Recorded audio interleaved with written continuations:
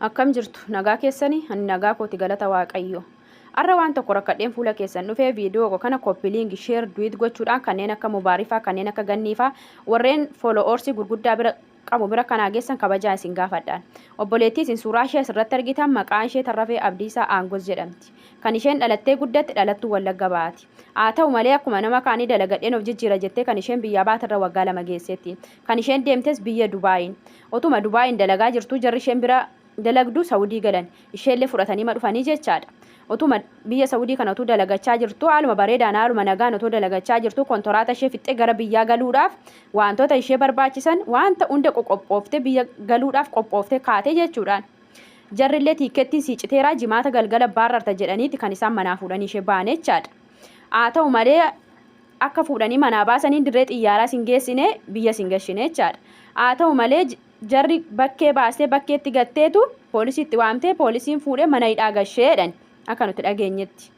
Innaa wantoota tokko gaggaafachaa turree daalaltuu achi biyyaa ishee fixillee gaggaafachaa turree daalaltuun biyyaa sunii fi arabdoonni asii isheen bira jirtu wal quba qabu. Akka isaan bakkee baasanii gatanis daalaltuun biyyaa sun beettiin sagalee ishee hunda biraa qabnaa jechaadha. Arabdii asii fi dubartiin achi sun waliin haasaa jiruun intalli amma kan isheen jirtu mana hidhaadhaan maaliif akkas godhamee maaliifidha jennee gaafannee jennaan intalli qaamaan qabdu kan isheen birriin isaan qaamaan asii immoo kan isaan gaafatan jarrasii kan isaan gaafatan birrii 5,000 gaafatanii birrii 5,000 asii laachuurra immoo aayidhamtu jedhanii garbaasanii mana hidhaa gashanii jetteen.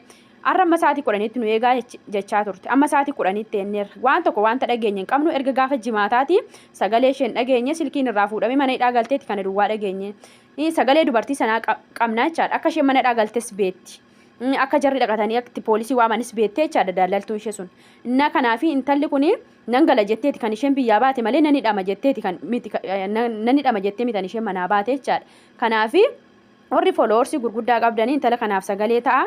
Intala kana akka sagalee taatanii biyya isheetti akka isheen galtu kabajaa isin gaafadha. Viidiyoo kana koppiliingi sheer orris viidiyoo kana dhaggeeffattan koppiliingi sheer duwit gochuudhaan adaraa keessan adaraa rabbii warra fooloorsii gurguddaa bira qabu warra qabu.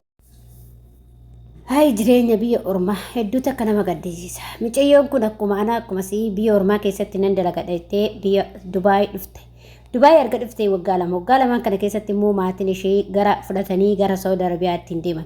Erga Saawud Arabiyaatti hin deemaniin boodatti mucayyoon tun waggaa 2 yoo fudhattee jettu nan gala jettee gaafa isheen waan hunda qopheeffattee jettutti ishee jedhanii tikkeetti siimurra jedhanii raawwatanii mucayyoo tana fuudhanii harka poolisii galchan jechuudha. Mucayyoo tana iddoo xiyyaaraatiin hin geenye harka poolisii galchanii jechuudha. Ashamaa akkam jirtu hordoftoota kabajamtoota chaanala kootii kan biyya keessaa kan biyya alaa bakka jirtu itti nageenyi waaqayyoon yaa baay'atu akkam jirtu kana boleettiin keessa nagaa guutuun qaba galata waaqayyoon jecha seensa kana gaataatan immoo abdii guutuun qaba saniin jecha egaa ka warroonni chaanala kiyyaaf immoo haraataata saskiraayib gochuu maamila keenya ta'e. Egaa akkuma viidiyoo jalqabaa irratti dhageessan irratti obboleettiin keenya tokko ka biyya Saawud Dubaay irraa gara Saawud Arabiyaa dhuftee erga dhuftee waggaa 2 fixattee kara biyyaa galuudhaaf mucayyoon kun dhalattuu Wallagga Bahaati jedhamee jira. Isheenis ka mucayyoon kun akkuma isiniin jedhe harka poolisii galchanii jiru. Sababa harka poolisii galchaniifis immoo mucayyoo tana iqaamaa 5,000 jedhamee jira. 5,000 kana asiin hojjennu waggaa 2 irratti ta'eera. 5,000 jedhanii 5,000 kana asiin galchinu hin hojjisiisnu jedhanii laatanii mucayyoo tana dooshiin hin beekin ol fuudhanii mana hidhaashii galchanii jechuudha. Maali kan nuti kan baanee fi yookiin kan seeraan fudhatanii dirqama isaaniitii qaama isaanii nu hojjisiisu waraqaa eenyummaa isaanii nu hojjisiisuun dirqama isaaniiti jechuudha. Akkasuma immoo paaspoortii keenya soggaa shaffixiyyenna haaromsiisuun dirqama isaaniiti jechuudha. Kuni waan isaan irraa dirqama eegamu. Garuu mucayyoo kana mana hidhaa galchuun qaban. Amma isaan maal godhanii dallaalatti ishii fiddes hin beekti akka mucayyoo kana mana hidhaa galchan. Isheenis dubbachuu diddee sagaleedhanii garuu sagalee ishii hin qabna jechaa jirani dallaalatti mucayyoo kana biyyarraa fiddee achi galchite jechuudha. Akka isheen immoo mana hidhaa seessanis hin beeku. Akka isheen immoo waraqaa eenyummaa hin hojjisiifne jechuudha. Qaama hin hojjisiifnes hin beekti jechuudha. Kanaafi adaraa keessan obboleettiin keenya kanaa sagalee taatee akka mucayyoon tun mana hidhaa keessaa baatu jechuudha. Rakkin yakka tokko malee sababa waraqaa eenyummaatiin isaan hidhan jechuudha. Maaliif sababa waraqaa eenyummaa hin baafnuufi akkamitti galtuun qabdu mucayyoon ka waggaa 2 guutte waan ta'eef akkamitti akka ishee teechee waggaa 2 teechisan hin beekone. Waraqaan eenyummaa waggaa inni saaddafama waggaa waggaadhaan waggaa 2 akkas tasaaddamnatti fakkaate ina saddafama jechuudha kan waggaa shanii saddafama waggaa lama saddafama hin jira kanaaf mucayyoon kuni sababa kanaaf hidhamtee jechuudha hidhamtee mana hidhaa keessa jirti poolisii harka seenteerti hedduu takka dhugaa rabbii hedduu nama aarsa jechuudha wanta ijoollee keenya irratti raawwachaa jiranii nama gaddisiisa jechuudha kanaaf obboleewwan koo sagalee walii ta'atii mucayyoon kun akka mana hidhaa keessaa baatee karaa biyya ishii galtu jechuudha mee ilaala waan isaan nama godhan dallaallee mucayyoon kun akka dallaalli immoo hin beetti dallaaltittiin biyya irraa fiddee har'a mana san galchite hin beetti jechuudha akka ishii hidhamtee jirtu akka ishii hidhaa isheen jirtu hin beetti jechuudha kanaaf dallaalli irraa hin deeminaa kan jennuuf isa kanaaf jechuudha rakkina wayiitu siif furu dallaalli jechuudha dhageessanii innaa kanaaf wanta kana rakkina kana irra geessisaa jiru dallaaltittiidha jechuudha dallaalatu ijoollee keenya kanatti rakkisaa jira biyya ormaa keessatti jechuudha bakkuma hundattuu kan rakkisaa jiru dallaaladha kanaaf ijoolleen keessattuu haaraa dhufaa jirtanii karaa dallaalata irraa hin deemina dallaalillee kan isin gurguratee maatii warra si fudhatsa wajjiniin tarbaabbaranii raawwatanii mana hidhaatti isin galchu jechuudha gaafa tikkeettiin keessan gaafa waraqaa eenyummaa keessan hin qabaanne biyyatti si galchuu hin qabanii waraqaa eenyummaa si fayyada akkasuma immoo paaspoortii keetillee gaafa hin jiraanne biyyatti si galchuu hin danda'u yoo saddafamnis ta'e jechuudha kanaaf adaraa keessan obboleeta koo adaraa keessan of eeggannoo cimaa godha waaqayyos naa eegu isinii jechuu jaaladha maaliif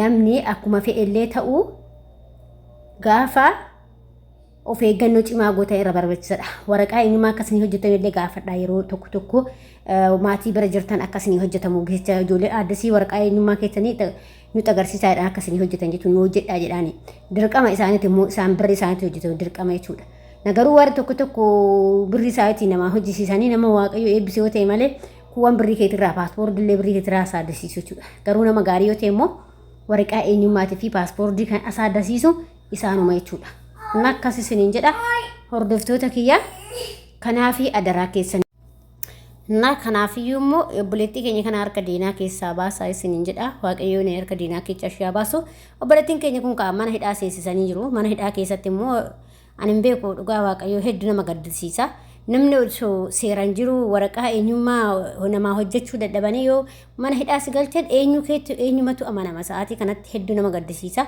waaqayyo obboleetti keenya harka diinaa keessaa ishee baasu akkasuma immoo ijoolleen keenya illee of eeggannoo cimaa godhaa wanta akkanaa kanarratti gaafadhaa isiniin jedha isinaa hojjisiisa yoo kan birrii keessanillee isin hojjisiisanii malee akka immoo waraqaa eenyummaa akkasii hojjisiifamu godhaa isiniin jedha warri haarawaa dhuftanii keessattuu ijoolleen haarawaa dhuftanii jechuudha maaliif dirqama isaaniiti garuu dirqama isaanii hin beekan malee warri namaa hojjisiisuun dirqama isaaniiti jechuudha waraqaa eenyummaa fi paaspoortii kee yeroo irraa dhumate si asaadasuun jechuudha garuu isallee nama warra fayyaalicha warra namaaf nautuu si hojjisiisa malee birrii keessaa hojjisiisu jechuudha namni tokko ijoollee baay'eedha kan akkatti birrii ofii keessaa damoosa isaanii keessaa hojjisiisanii paaspoortiillee qaamallee kan birrii isaanii keessaa hojjisiisanii jechuudha kana kama birrii ofiitillee yoo ta'e gaafa hojjetatte si wayyaasanii jechuu barbaadetanii akkasii obboleewwan koo adaraa immoo of eeggachuu qabdu of eeggannoo cimaa gochuu qabdu isinii jechuudha gaafatachuu qabdu jechuudha wanta kana irratti isiniin jedha